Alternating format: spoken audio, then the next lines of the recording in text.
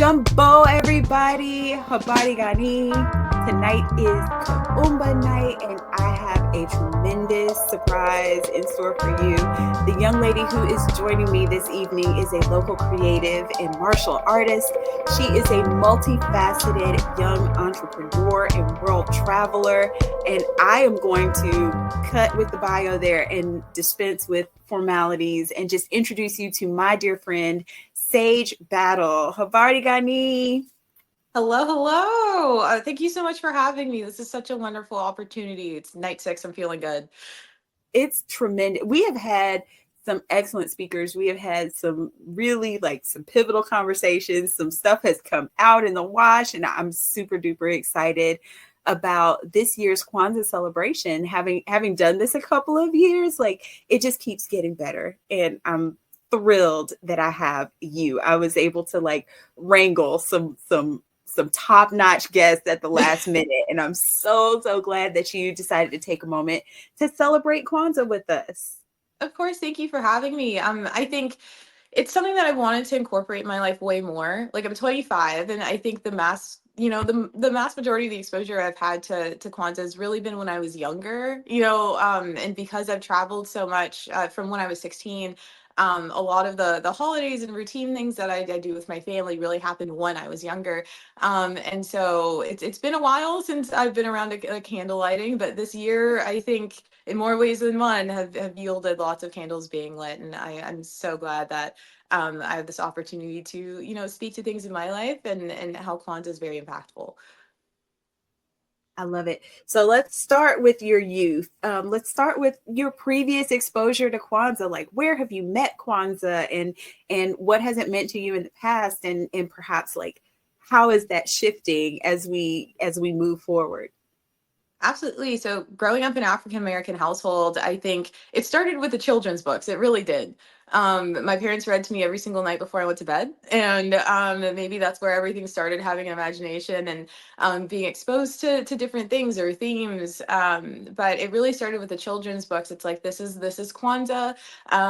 This is how we light our candles. This is what each of the colors are representative of. And then a little bit in elementary school as well, we would have parents come in. They would set up, the tablecloths. They would talk to us about what fruits, vegetables that are important to have for the harvest, and of course going through everything relevant for the candles. And so that's where it really met me. But for me, I think it's been very interesting traveling and then learning a lot about different traditions that happen at this time of year in different parts of the world, and then coming back now in my adult life and being able to rekindle a relationship with it. So thank you so much for being able to have me. And it was definitely something that resonated with me a lot more in my youth, and looking forward to incorporate a lot more in my adult life. I think that's a common story, especially for folks maybe in your age range. Mm-hmm. I did not get a lot of formalized education in school around Kwanzaa. It was just kind of oh, and there's this other thing. They mentioned it by name, and then we shot right back over to Frosty the Snowman. Right. And so I didn't get a lot of that formalized. What I got was from the community groups that I was a part of. So when Jack and Jill of America came into my life, and they had their big Karamu feast every year and their programming, that was when I really learned, like you said, the more intimate details of it. But even at that point, it was very much a seasonal celebration. You dress up in your finest African wear, come out, and you bring your covered dish, and the kids are gonna say a poem, or Chanda's gonna dance, or that kind of thing. And then it was over, it was gone. So I was really excited when I came back to Kwanzaa and began my research and discovered, wait, this is a year-round, lifelong, this is a lifestyle change and something to be incorporated. So I'm really excited to hear that young people are circling back to that aspect too. You actually were able to join me when I presented for WakeMed hospitals recently. And being in that room was tremendous. It was a great opportunity for me personally to be able to share about Kwanzaa and whatnot. But I also realized I looked around the room and there were not many people who looked like us. And they were Mm, enthralled, they were intrigued, and they were like, absolutely. tell me a little bit about like what you experienced in that room as an audience member as opposed to like me as the presenter.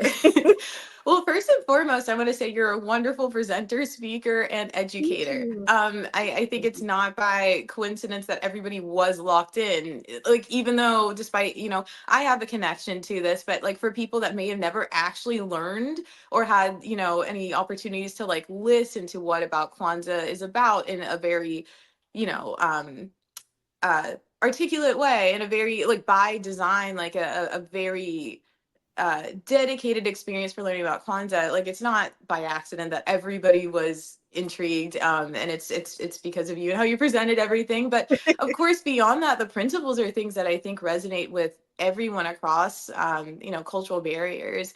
Um, I mean, the theme for tonight, creativity, that that is something that I think resonates with a lot of people, but then also like values and principles morally as well, like, finding purpose. And so I thought it was awesome being able to be in a room where one, everybody was super locked in, and just ready to learn. And for us and keeping cultural traditions alive, I think it was also a beautiful thing to see too, to see that other people found interest in, what we're about and things that, honor us and our community, even though the mass majority of people didn't look like us. So I thought that was lovely, and I thought the setup was lovely, and I thought the broadcast experience was phenomenal. Yay. It was so much fun to be able to present, and typically when I'm invited to speak about Kwanzaa, it is to a room full of Black people who Mhm. like we already have some cultural understanding and some similar experience and that kind of thing. So the jump to like, and this is Kwanzaa is not Right. such a difficult one. And so for that presentation, I really went into that a little bit nervous. Like, I don't know how this is going to be receipt. I don't know if they're really going to be on board. So, um, finding that they were indeed super receptive to the Mhm. information, and I had folks follow up with me and go, "Hey, I really, can you reach out to me and can you recommend this?" And I was like, "Yes, yes, yes, yes, yes, yes," because one of the things that I'm adamant about is that Kwanzaa is for everybody. You Mhm. know, we appreciate it as members of the culture, but we have to invite our allies to get in this space with us so that they see us and they know us and they begin to understand the ways in which we work and function. So I was excited about that and like so happy to see a familiar face in the room. When Sage walked in, I was like, oh, all right, we're good. We got a party now. So in your bio, I mentioned that you are a creative. We are here in Raleigh, Durham, North Carolina. We're holding it down over here. So when I say local, that's what I mean. Right. You won't be local for long. You're destined for like big deal stuff, and it's gonna be sooner than later. Which is another reason that I'm so glad I was able to like catch you for this year's broadcast before you like blow completely up. We can all say we knew her when. So talk to me a little bit more about that local creative part of your life. Absolutely. It's something I love, and I think it's something that without it, I wouldn't be Sage. Mm. Essentially, I was born in Durham. I'm in, the Raleigh area now, and it will always be home. This is where my dad's side of the family's from. And coming back here after being overseas for about 8 years, last year is when I returned. It's been interesting. Mhm. Everything was on the left side of the road, so of course, getting a driver's license last year, there were a lot of rites of passages that I had to condense in a very short amount of time to Wow. remain a functional adult. um, but throughout all of that, those things were just stepping stones, so that way I could do things that allowed me to feel fulfilled. Things that I definitely skills I wanted to develop, so that way I feel like I could, help my community, or at least be involved. And for me, those things are stemming around, doing work in the creative field. So what does that mean particularly? I definitely pride myself in being a photographer. So I first started, taking photographs when I was 13. I was living in California. I think that's when I got my first like camera for Christmas. And then I think 16 years old is when I started taking it seriously. That's right before I left to go to boarding school in England. And even then I was like reaching out to smaller brands and being like, hey, like in exchange for photos, like can like I help like photograph some products for you. And I really started with portraiture and landscapes and travel. Portraits stuck with me. And so that's very interesting. I love humanity. I love the human condition. That's why I went to go study Mm. anthropology. And so all of those things together really just started carving my path into what my adult life really looked like, Yeah. or would look like. And honestly, it's because I was able to tinker in the visual and technological realm. And so things like color grading, fashion and design, I was able to infuse all of those aspects into one thing, photography, also being able to socialize with people and being able to have opportunities to allow people's creative visions to come to life. That's the biggest thing. I think it started with photography. In terms of my work life, but I honestly, it definitely started when I was younger. Music's always been a huge part of my family. My, Mhm. grandmother, grand pianist, and organist, and all of these musical things, all of these creative things would always be community based. I grew up around music. I grew up going to art classes and going to stage makeup camps when I was living in California. Like there was always a very left brain component to the right brain component. And so I really don't think that I would be the person I am, and the thinker I am without having been exposed to art and dance and martial arts and all of these other things. And so it's definitely allowed me to be interdisciplinary. And I think one thing that I do want to mention is this past year I've had like wonderful opportunities as well, being able to do some work with the Southern Documentary Fund. And through one of the convenings, I met a director and we were talking about an impact campaign for a film. And amongst that, we were able to talk about, what roles would be ideal for me. So in terms of like producing or this or that or other, or, being an editor and in that conversation, he said something very interesting to me. He said, you're a lateral thinker, not a linear thinker. And I thought that Mm. was very interesting because he was like, producers are great lateral thinkers. They're able to come up with ideas that, like aren't creative problem solving ultimately. Yeah. Yeah. Um, and I was like, that was a quote that really stuck with me. One, because it was directly about me. And two, it resonated with me because I was like, yes, even though I love due process and order and sticking to a program, the world isn't perfect. We are imperfect beings, and that's what makes us beautiful. And I think being able to think around the hiccups that come up in life and being able Mhm. to work through those, and to come up with ideas in terms of how to readjust, that's where creativity really does come in. So yes, there's an element of it that is very beautiful and visual or auditory and very sensory, but Mhm. there is some like a huge component of it as well, which I would lend to it being very, thought based and philosophical. And so the philosophical side of things are, I think, absolutely integral to making sure that the two worlds are like honoring what, this broad umbrella of creativity really is. You just said so much important stuff in the last like 3 minutes. And I think that it's critical because very often, especially in our community, creativity is minimalized and marginalized. And it's thought of as an extra thing, or it's thought of as lesser than. It's not to be pursued as a career. It's not to be taken seriously. It's fine if you want to fool around with it. But I think that we have to begin to understand that the the creative world is where you find your great thinkers. That's where you like all of my smart friends are also creatives. They're creatives. And creativity, we have to begin to apply the sensibility, I think, that comes from the actual official Kwanzaa definition. which is much more based in what you've just described, in the problem solving, in creating things that are better, creating systems that work more efficiently and more equitably.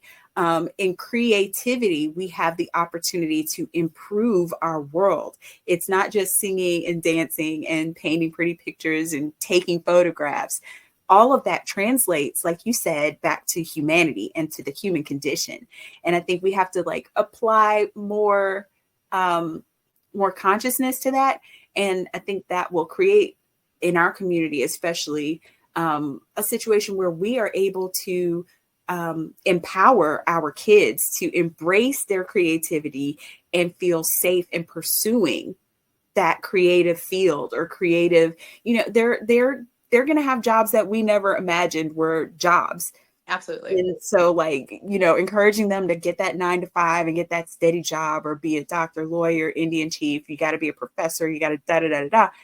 Those really stringent things that we have imagined for ourselves and for our children, they're going away anyway. So Yeah, a we robot's can already be, knocking on that door. So yeah. Yeah, yeah. and the robot has the key. It's knocking out of Yep. politeness. It's gonna open the door anyway. So it's just, I love the definition, which is like to do always as much as we can in the way we can in order to leave our community more beautiful and beneficial than we inherited it. So, this is the world that we're living in. And we talked about it's not a perfect world, but it is our world. And just being able to use our creativity to improve it so that when our children get a hold of it, when the next generation gets a hold of it, they have something better to work with. I think that really encompassed a lot of what you just said. And that's super powerful.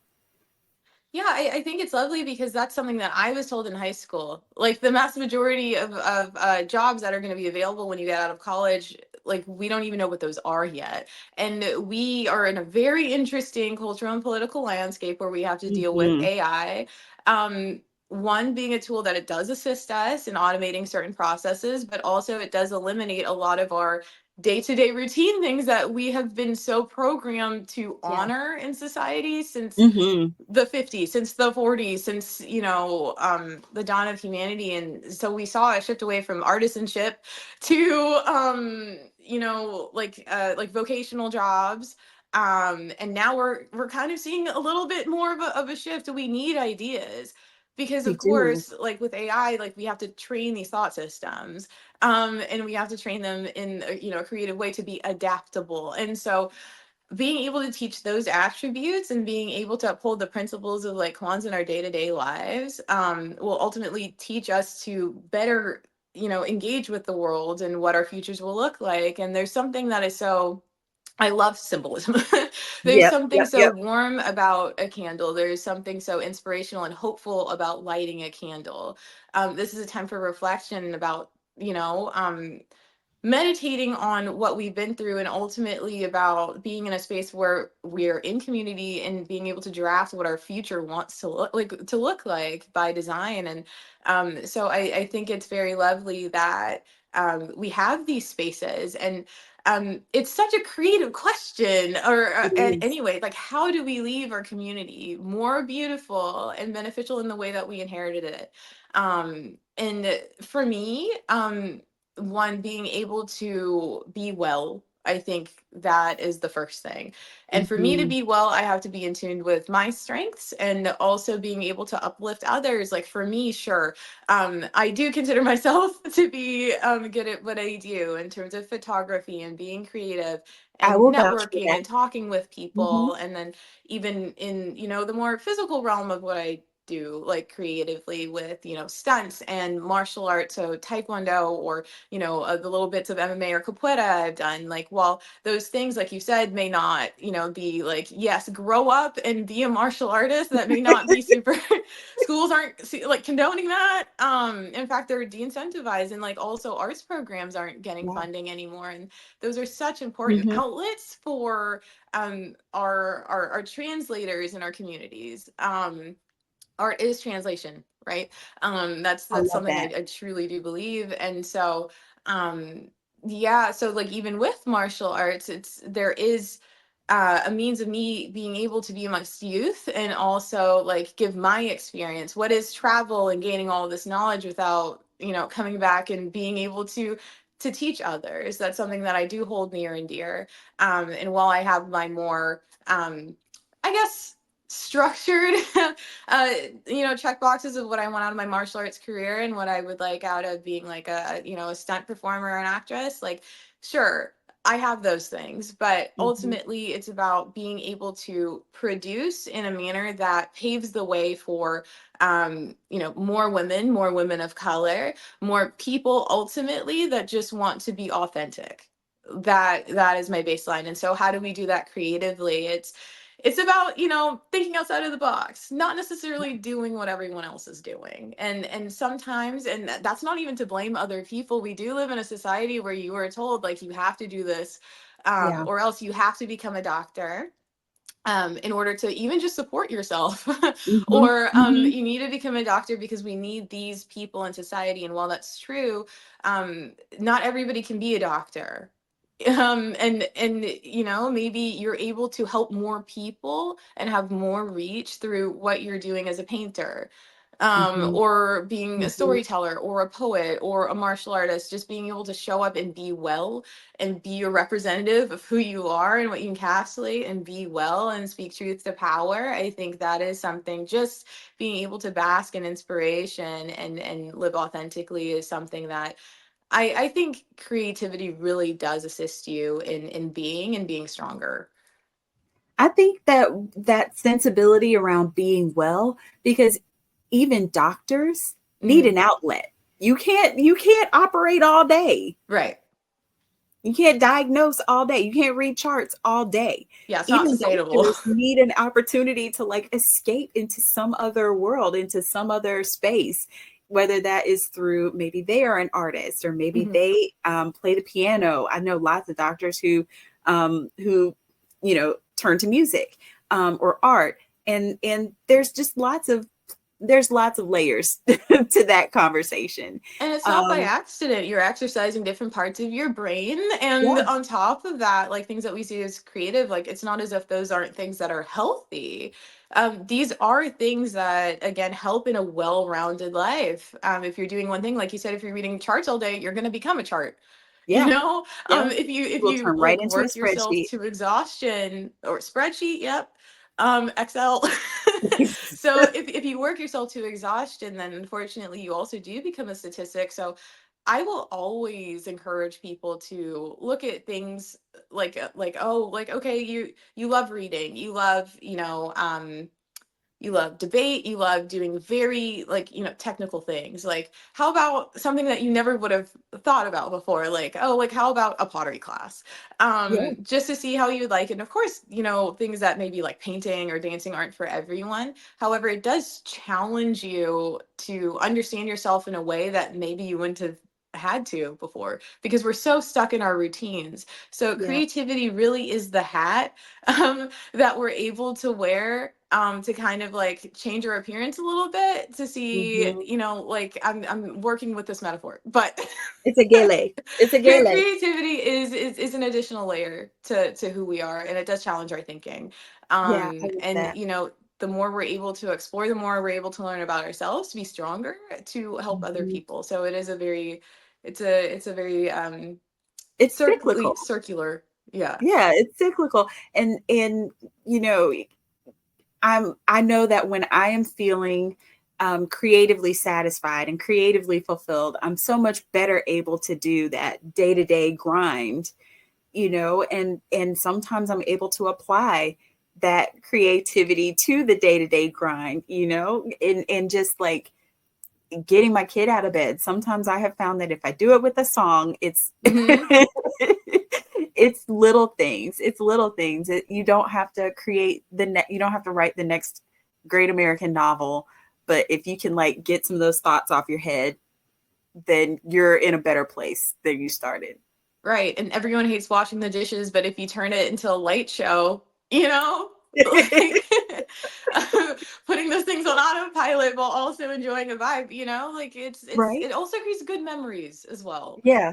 Or even just Um, appreciating like the patterns on your plates. Like I looked at some dishes we were given when we got married, and I was like, those are really pretty. They really are pretty. Like, and just mhm. appreciating the creativity that someone else has applied in the world, I think is also part of our job here on earth, like to pay attention to the beautiful things that are around us.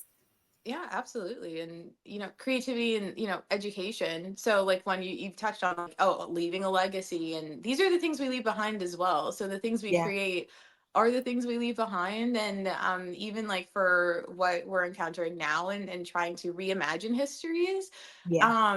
I think it's very important to creatively tell our sides of the story. And so I think that's another thing that, creatives can assist in. It's okay, we've heard this story a million times annually on the dot at this time of year, Mhm. so like how do we reimagine this? And so creatives are phenomenal at having imaginations, I would say. um Gosh. and so like for instance, like I'll touch on my earrings. So my cousin Angela Battle, artisan, works between North Carolina, like East Coast, and South Africa a lot. So how do we reimagine our history as African Americans with the transatlantic slave trade? And so I don't know if I can do this, but a little plug, but our Oh, they're patterns so cute. here, so these are very intricate patterns, but they're more Mhm. than just like etching. It's by design. It's like these are the roots, or the how the ships were configured that brought slaves over. So it's like, how do we continue to honor our histories and our stories through the visual? How Yeah. do we do that creatively? How do we do that in a way that allows us not to forget, but also be able to translate these things for different audiences, even never mind just ourselves, because it becomes more palatable at the end of the day, even if I the was things just about to are, use that yep. word. Yes. The Yes. bittersweet things, like, or the incredibly unsavory things, like the histories that Mhm. we do have, especially because it's a struggle that hasn't gone away. Mhm. Political systems that do need to adjust, and learn how to be accommodating of all. And so going back to community and speaking to community, how do we understand, how are we able to better understand others? And so that's what's very heartwarming about your presentation at Wake Med, seeing people show up and just be curious. And so Yeah. ultimately, I think if we can create more spaces where people are able to ask questions and learn in a creative way, I think that is something that will benefit a lot of people around us. Just one, being able to be in a space where we're able to receive, but like also learn. And so I think you're doing very wonderful things. And yes, it's not something that stops just at the end of the year or at the start of the year, because Kwanzaa runs into um Right. our new year. Yeah. I do think it's just phenomenal to be able to create more spaces like that, or I think it would be a great thing. Yeah. Let's talk a little bit more about you as a world traveler. Sure. I've lost track of like the places you've mentioned offhand. I know I heard California. I know I've heard England. I know I've heard South Africa. Talk to Mhm. us a little bit about world travel and how that has or how you've witnessed creativity throughout the world and Mhm. in your travels, and how that has also shaped who you are as a creative. Absolutely. Yeah, let's speak about my journey a little bit. I think growing up, I've never lived in a poor place for Mhm. more than 3 years. That's definitely family based. My dad's a professor, and so we would, different universities, and we'd be needed in certain spaces. And so I was born in North Carolina. My sister was also born here, and then we moved to Virginia, and I was 5. So from that point, it's every like 3 years, and it kind of became this internal clock almost. um, and so Virginia, California, so DC was a little bit in the mix there, New York City, for a little bit. And my brother and sister really took a liking to New York City, so they stayed there for a really long time. And at that time, I went to uh, I did my A levels in England, so my junior and senior year of high school would be the equivalent there. And Okay. then I went to South Africa, so Stellenbosch University, to do my undergraduate degree. and then theology and anthropology. And then I did my honors degree at the University of Cape Town in anthropology. And then after that, I was between like South Africa and the US for a little bit. And so like I was like, this is post-pandemic, right? Yeah. I'm like, okay, where do I want to be? Do I want to, go take this working program in New Zealand? Like, I'm like, what do I want to do? Who do I want to be? Like, like it's like, okay, Yeah. the world's my oyster, but only so much. And I did Right. heavily consider, just straight down the line, considering a travel path in tourism. But I mean, things were still opening up, and all the technicalities of, travel were still very turbulent. And so I landed back in North Carolina. I had phenomenal advice that I just needed to, it's great being modular. It's great being able to multitask and do all these things in different arenas at different times, and to travel and pick up and go anywhere. But having a home base is important. So I was like, okay, let me get my driver's license. Like, I can't just take the train everywhere or fly everywhere and that stuff. So here you may see me zipping around in my electric car. So yeah, like it was really North Carolina, Virginia, very coastal. And Okay. then like I would say that's like my formal like skeleton of Hmm. travel, but even within that, that bred more opportunities. So one, like Yeah. I'm half Belizean, so like growing up every summer going to Belize just to be like my mom's village with my cousins and Oh, like grandparents and stuff. So like that was something that was very familiar for me. So global citizenry um was something that I've had to really consider from a young age as well, because I mean, already having the background I had, I'm like, oh, okay, well, I'm a little bit different. But two, I have all of these opportunities to travel, and not just for tourism, like I'm really seeing what's put in front of me. When I was in England, I rowed, so I'd go to like Italy for rowing camps for yeah. crew. And then for geography, I've been to Iceland for like a geothermal energy case studies. And so learning about the environment, I would do things with purpose. I'm fluent in Mandarin Chinese. And so when I started studying in middle school, I carried that throughout college. And so I've been to China twice. And so the first time was a little bit more of an exchange, more on the touristy vibe. But even then, I had like a stay home family I'd stay with. And second time around, it was for, a travel a mentorship education program. So we would be near, the border of like Myanmar, Burma, Mhm. in the more like rural areas. So I've really been able to see different parts of the world, not all of it, but I think I'm approaching 17 or 18 countries I've been to. Did you put South Korea on the list? Can I count? Is that going to run up That our counts. time? 9 days count. Right. No, they definitely count. Let's see. If I have the US, Canada, Belize, Guatemala, Jamaica, okay, Bahamas, Iceland, England, Portugal, Italy, Monaco, France. Where are we at? Where are we at? I hope I counted Belize. China, Did. South Mhm. Korea, South Africa, Namibia. I think we're at like 17, maybe You've definitely 16, beat me. 17.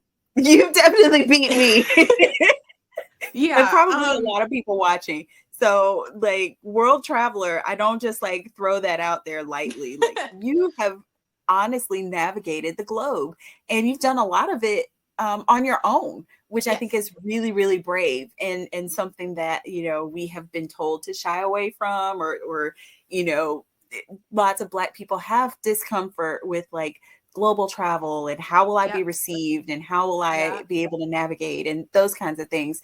And like Sage is out here like eating it up. She's just like, yeah, we're doing this, we're going here, we're doing this, and she pops it up on the translator and she's like all over the place, which I is think, amazing and something that I personally aspire to. At 41, I plan to catch you, so yes, we're we're gonna do it. I'm gonna call you and be like, hey, absolutely. Greece is on the list, let's go.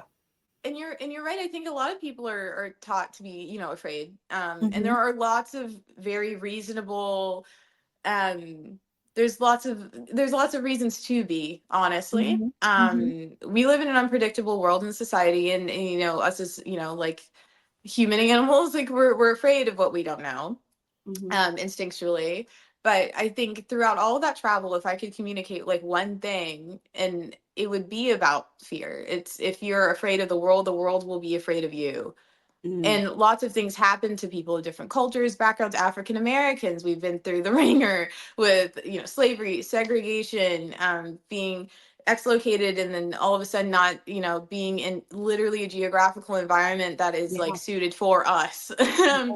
anatomically. And so, and then again, not having access to information or resources or the tools or the medical sphere to be able to figure out how to adapt, right? Mhm. Lots of things happen to people with different backgrounds, and those things will make you scared, reasonably so. But if you are in your conscious body and are able to do something about wanting to reclaim some autonomy in society, in the Yeah. space that you want to take up, it's about, yes, I'm afraid. It's not about not being afraid, but it's about Mhm. having the courage to continue to move on and experience and witness the world, because you are no less equal than anybody else to do True. so. And of course, like, there are certain spaces that we have to navigate that are like, okay, more sacred, or like certain things are changing, and there's certain spaces where you're absolutely not welcome. But that's just where, education comes in. There are certain spaces that, do love being, cosmopolitan, and blending in, and having dialogue and discussions, and everybody has their own, like, background, and things that they're also adjusting to. And so I Yeah. think the human thing is to acknowledge what we're afraid of, acknowledge what we're scared of, what we're lacking, but also have the courage to do these things. And creativity really comes into play with that, because, like, you got to think on your feet when you're traveling alone. If I'm in a country where nobody speaks English, your phone's dead, and, I mean, preparation is, like, that's out the window. At a certain point, you can't control if your phone's dead, you're in a foreign country, you don't have the outlet or the plug, and you don't look like anybody else, so everybody's scared, right? That's a um lot. you That's a gotta learn lot. how to be creative. It's like, oh, okay, what is around me? Um, what, like, like, what are my resources? What I have in my disposal? How do I overcome this issue?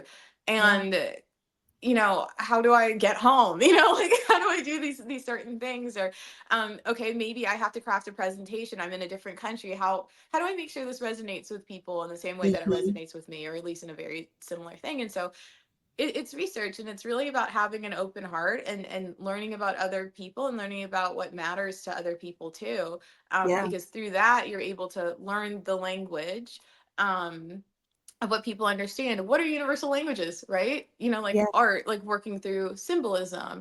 Photography, I was Yeah. able to present some of my photography, my second trip to China when I was in Chengdu, to the program. And even though my Mandarin was like, I think it was peak at that time, because, like, the less you speak it, the less the more your tones kind of get like a little lost. But even though, like, I was able to communicate very well, I think the thing that people understood was like what I was trying to, communicate through my projector with, like, the portraiture that I've been doing.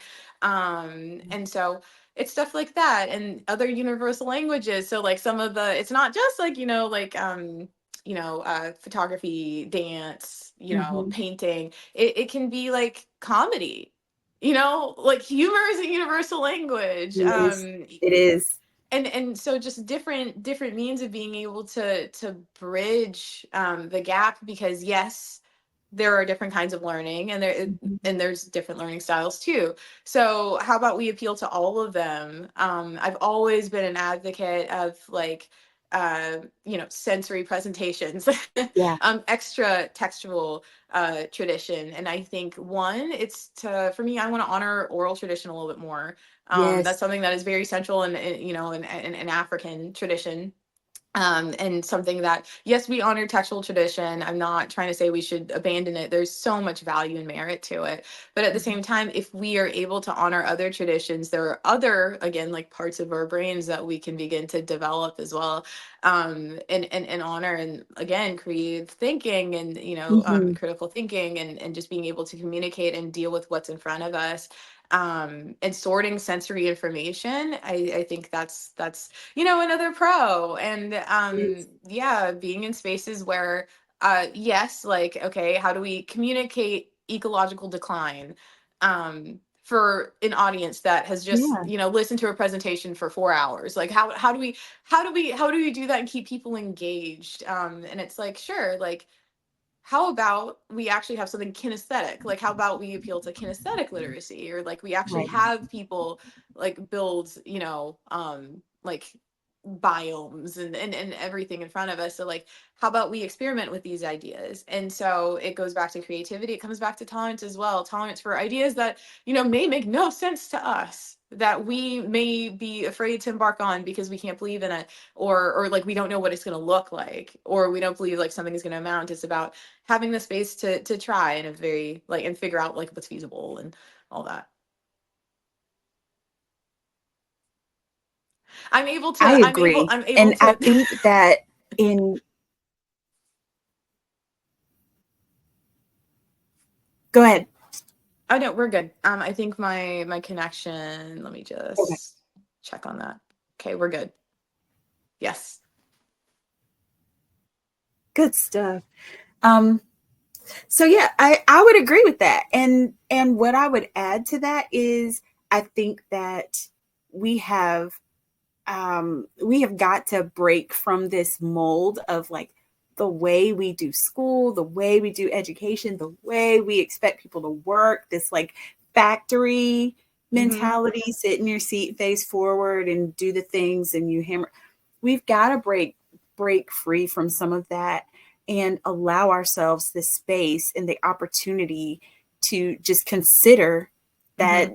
there are some ways that we are doing things that aren't in alignment with the best way to do things, and to look throughout the world and to be able to see um, how students are learning in other places, or how entrepreneurs are launching businesses in other places, or how things are coming to fruition, looking at other governments at, oh, that system is, It that's works. reasonable. Right. It's logical. Just maybe not holding so sacred everything that is um, us, everything that Mm, is strictly American. There are lots of things that Americans, we got it right. There's lots of things that Americans we don't got it right. right. And I think being tolerant is part Mhm. of that also. And just being able to say that, like, everybody that's not like us isn't necessarily against us. Maybe there's Right. something to learn. Keeping that open mindedness, I think, is going to be of a benefit to us as we march along here. Absolutely.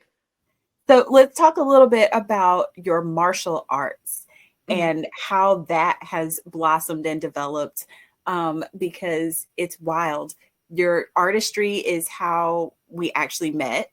Yes. Um, and that conversation blossomed into a conversation about your martial artistry, Yes. which blossomed into a conversation which like pulled my family into that world. So like, let's talk a little bit about you as a martial artist. Sure, absolutely.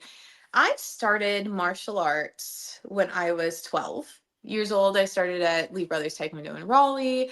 It's currently where I'm at now. That's my home dojang. And the one thing that I find so interesting, and I find myself to be, or I find myself to be somebody that understands things that as they're happening, and but um, I never would have guessed how impactful martial arts would have been for me in my life. Mm, Um, Having traveled a lot growing up, like, Taekwondo was that thread of consistency I had.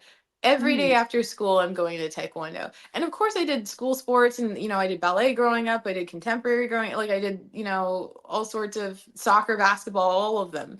So, like, how come, like, martial arts stuck? Like, and one, it was the community, first and Mhm. foremost. Everything else was a no brainer. I wasn't really I've always been driven and ambitious, and so I was like, okay, of course I'm going to uphold all the requirements and do all the stuff and do it as best as I can. But it was really about like seeing the same faces every day and growing alongside other people, like the visual culture of having color belts that change once you've accomplished something. It really is meritocracy, and in a very unstable and unchanging world where even you can work and do something to perfection, and you may not get that job opportunity, or something else, or if you were 3 inches taller, like in a world like that, it's really good to have something consistent. Yeah. And I never would have guessed how impactful it would have been for me in my life. And I never stopped when I went to England, even though I couldn't grade because we weren't with, the World Taekwondo Federation or Cookie One. I had to do Mm-hmm. ITF, which is a different strain of Taekwondo, International Taekwondo Federation. And so I couldn't grade. And so I was a Bochidan for like 10 years, nearly 10 years. Tell everybody what Bochidan is. So Bochidan is the degree before black belt. So if you want to imagine somebody that knows what suspense is, it is this one right here. So I had done ITF in England. I went to South Africa, right? I started in 2018. Um, and I didn't really know there was Taekwondo. So I was doing like just different sports and things while studying. My first year, honestly, it was pretty good because who knows, I probably just would have only done that. I was able to focus on studying. Second year, found out that we had a university Taekwondo team. And our head coach was like WT like certified and stuff. I was like, oh, I can finally grade, right? And continue studying. And then so I did Coach Alvaro from Argentina. Mm-hmm. And so trained under him. And so you typically have a requirement if you're at, a newer dojang, or if you're just gotten another major placement, that there's a time requirement, right? Mm-hmm. And for there specifically, you had to be for their, at least a year. And so I was there training every day, made some really awesome friends. And it was really cool being able to do creative things, or like, physical things or team building things Mm-hmm. with people that are just completely different from you. Like you learn how to do things differently. You learn how to engage and like, oh, okay, like I've been kicking this way my whole life. And it's like, okay, well, try it this way. And like, I'm like, okay, cool. Like it's really cool to travel. And even on a local level, I could have gone to a different place in a different city and I'd be like, oh, learn something. But there's something lovely about like tradition and being able to have a formal base. But so that year passes, and then guess what happens? The pandemic. The pandemic happened, and so at this point it's 2020. So in South Africa, the academic year starts in February and then ends in December. Oh. So I had started my third and final year because it's a 3-year system for undergraduate.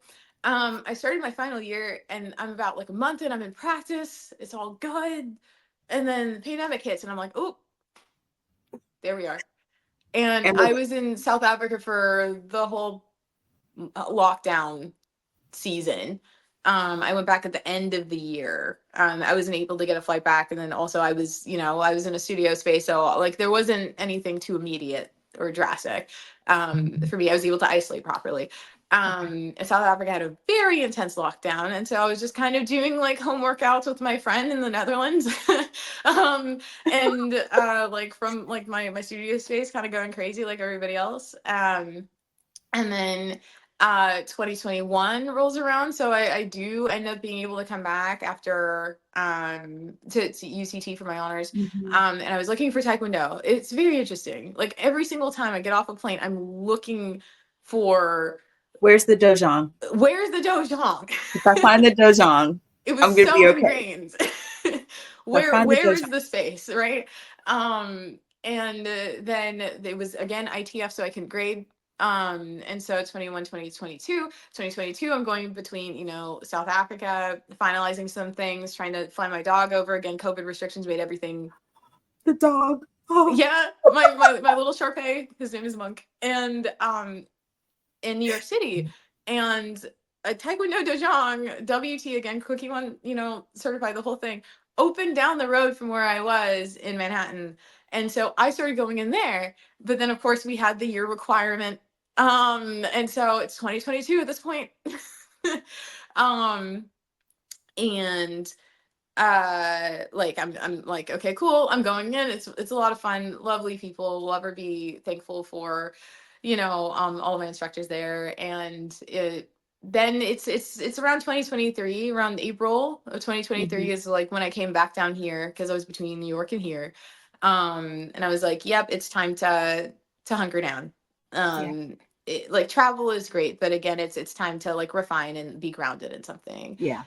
And I started back at Lee Brothers Taekwondo in Raleigh. And I was just like, this is it. This is what I'm gonna do. And even though things aren't, again, linear in your life, things can be unexpected. You get thrown curveballs. If there's something that you're meant to do or something that you really want to do, you will do it. And so it's just about figuring out how to navigate those circumstances and how to adjust like your goals accordingly. And even though my goal never changed, how I was suspecting to get there definitely did, or expecting to get there really did.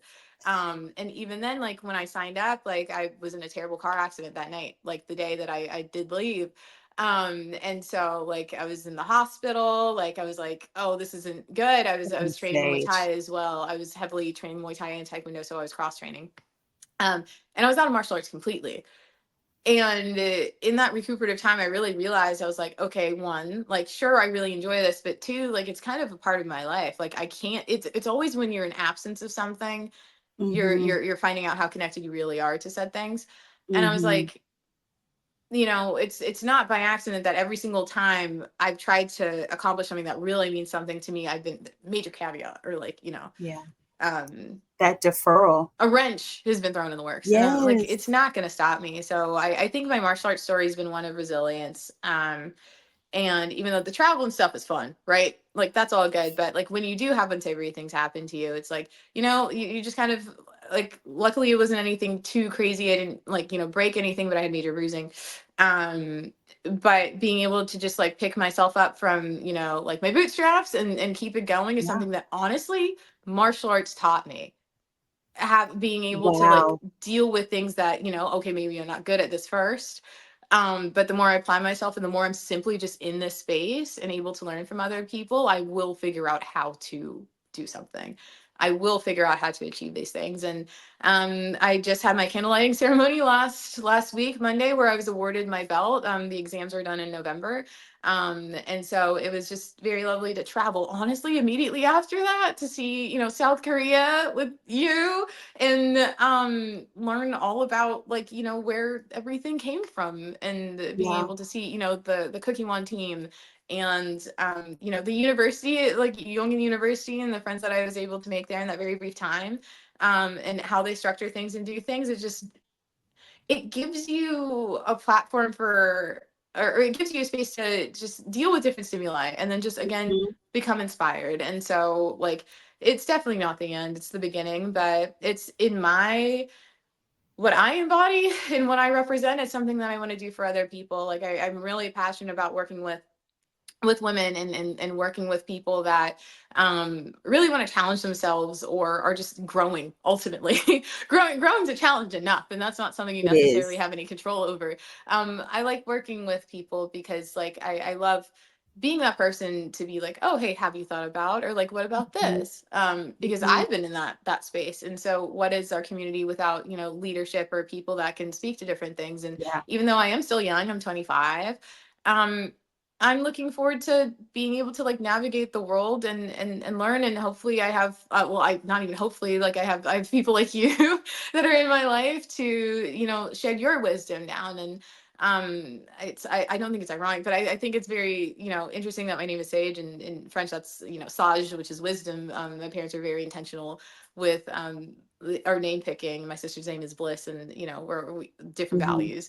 Um and uh being able to be in tune with being in a reflective space, and just giving back what I know to the community, so that way maybe it inspires things, or inspires people to pick up something else, or to do, or to revisit something that has always been important.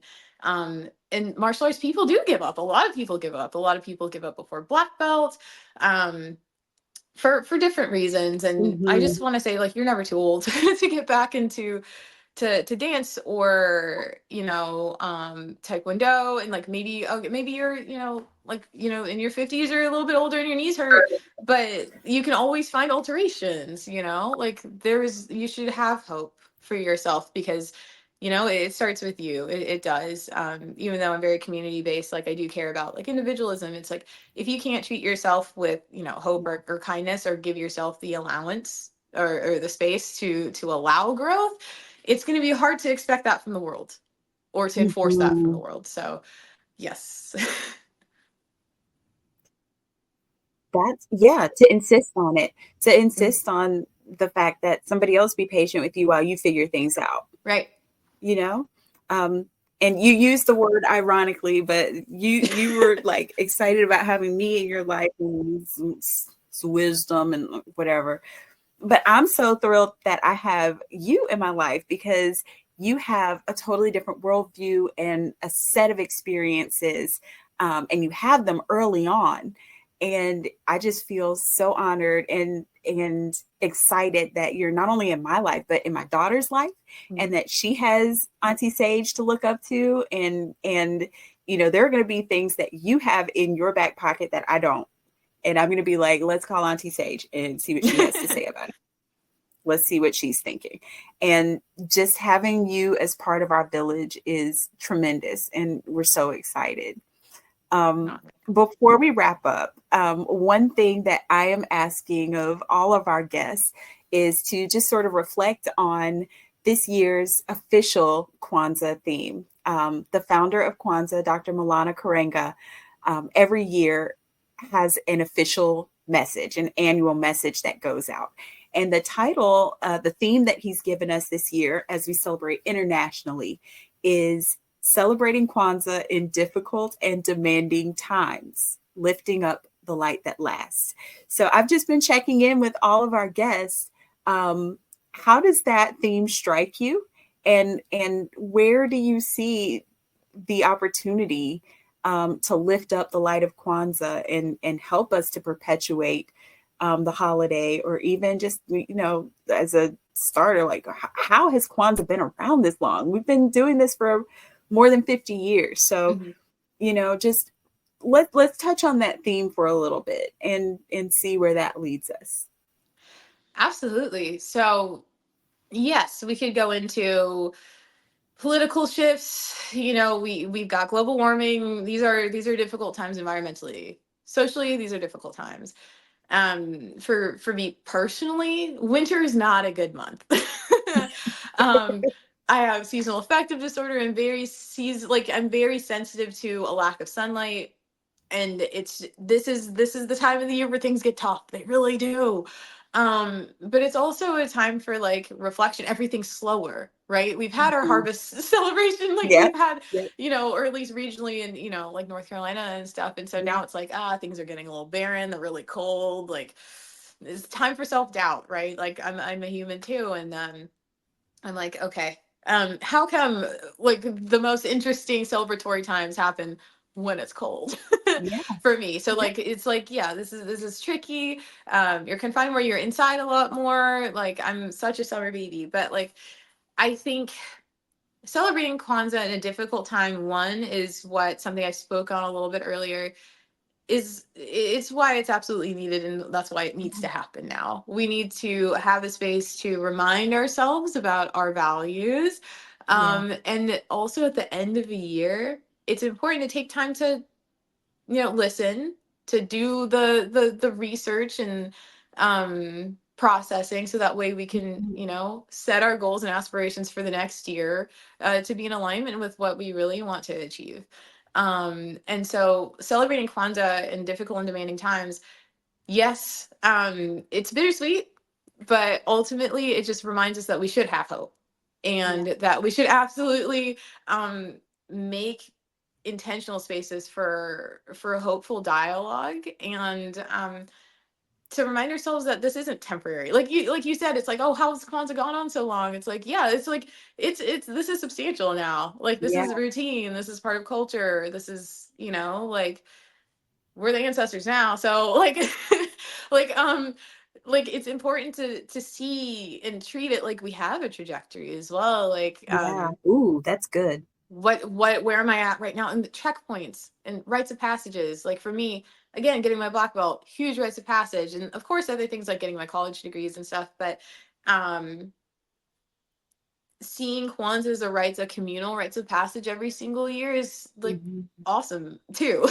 It's really really awesome because you can look back at last year and be like, oh well, what space was I at last year? What did I want to work on last year? And you know, there you're not ever going to achieve every single thing that you imagine, and like or like exactly how you imagine it rather. Mhm. Yeah. Sometimes things take longer, or you know, maybe you realize that like, oh, actually maybe my idea is like transformed a little bit. And so like looking at the next year, it's like, okay, so what did I achieve in this past year? Yeah. What do I want to continue working on? What do I want to revamp? What direction do I want to shift in?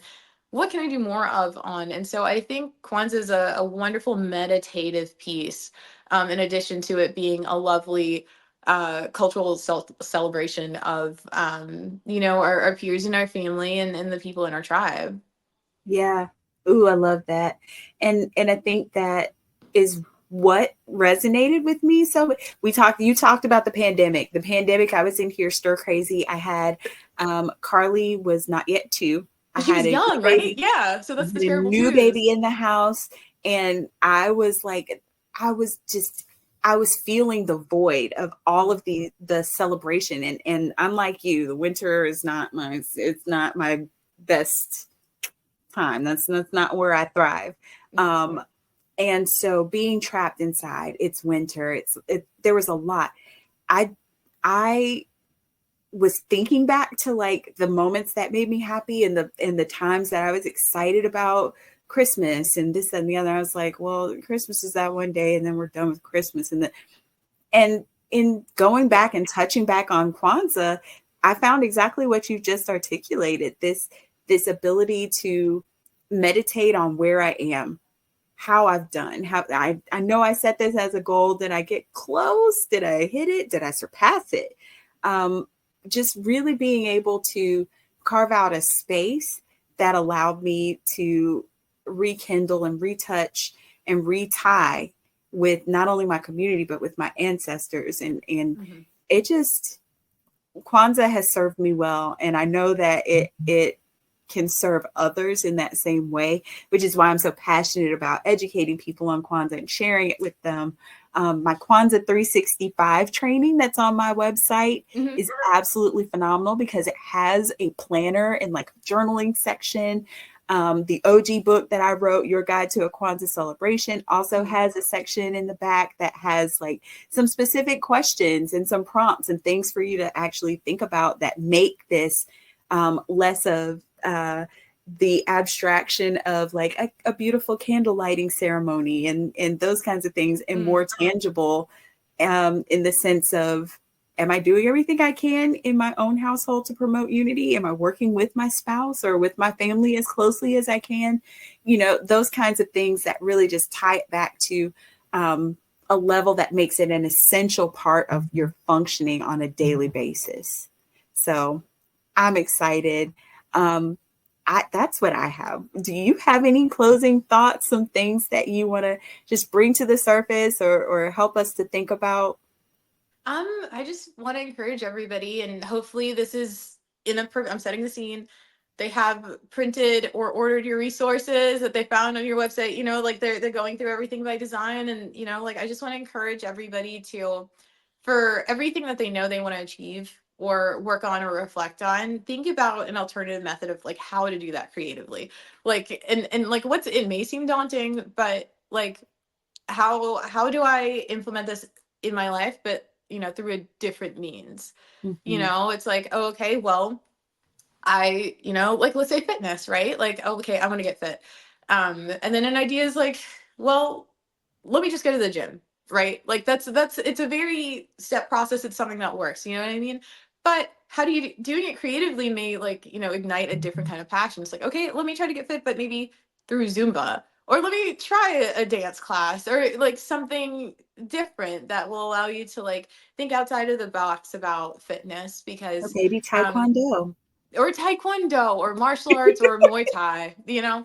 And I really want to encourage everybody to, you know, write down their goals but to make it fun. And for me creativity is fun, and that's ultimately what I would like to encourage, you know, like everyone to do. But other than that, again, like, thank you so much for having me. And Kwanzaa is honestly a beginning, as it is a time to like stop and, you know, reflect on the year that we've had, and also just like reposition ourselves to be stronger for the year ahead. And that's why I think these conversations, and also being documented, and also being on platforms for dissemination for everybody to access, you Mhm. know, that's why I think like this time is so special, and what you're doing is so special. And so just a big thank you.